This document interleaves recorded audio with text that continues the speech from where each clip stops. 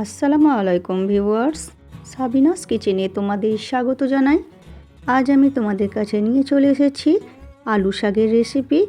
এইভাবে একবার বানিয়ে দেখো, খুবই দারুণ হয় খেতে। আশা করছি তোমাদের খুবই ভালো লাগবে। Let's go. Oh my god. Aha. Yes.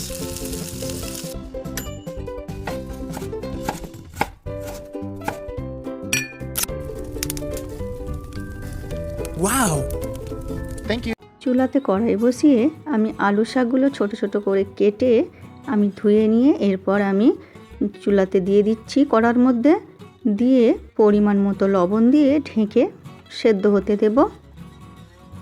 নেড়ে চেড়ে ভালো করে আমি সেদ্ধ করে নেব। এই আলু শাক সেদ্ধ করে পানিটা ঝরিয়ে দিলে আলুর স্বাদ রান্না খেতে ভালো হয়, না হলে ওর একটা কড়া স্বাদ খেতে ভালো হয় না। সেদ্ধ হয়ে গেলে এইভাবে ঠান্ডা করে এরপরে আমি এর মধ্যে সমস্ত পানিটা আমি চেপে বার করে নেব, নিংড়ে নেব ভালো করে।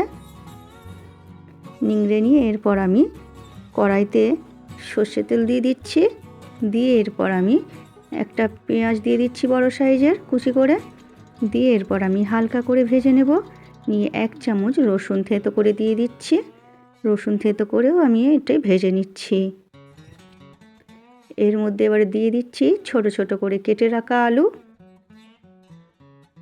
আর দিয়ে দিচ্ছি ছোট ছোট কেটে রাখা বেগুন। সব কিছু দিয়ে এরপর ঢাকনা দিয়ে দিয়ে মিডিয়াম আঁচে আমি ভেজে নেব। ভাজাতেই আলু ও বেগুন সেদ্ধ হয়ে যাবে, সেইভাবে আমি মিডিয়াম আঁচে ঘন ঘন নেড়ে ভেজে নিচ্ছি। এরপর 2 ছোট টমেটো দিয়ে দিলাম। দিয়ে এরপর পরিমাণ মতো লবণ, 1/2 চামচ হলুদ গুঁড়ো, 1/2 চামচ লঙ্কা গুঁড়ো, আর দিয়ে দিচ্ছি 1 চামচ ভাজা ধনে গুঁড়ো।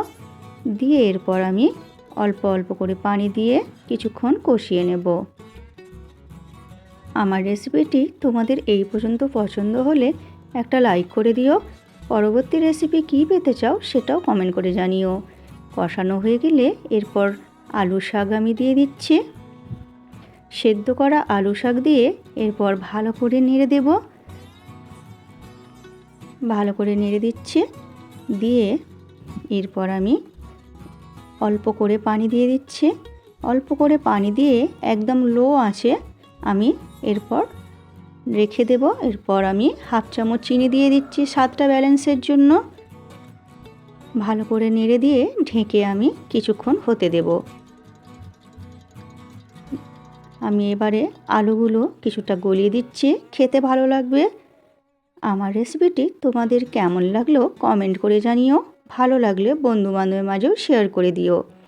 এরপর ভালো করে রান্না হয়ে গেলে, পানি শুকিয়ে গেলে এরপর তোমরা পরিবেশন করো ভাত রুটির সাথে। আমার রেসিপিটি যদি তোমাদের পছন্দ হয় তাহলে সাবস্ক্রাইব করে পাশে থেকো এবং শেষ পর্যন্ত দেখার জন্য অনেক অনেক ধন্যবাদ তোমাদের।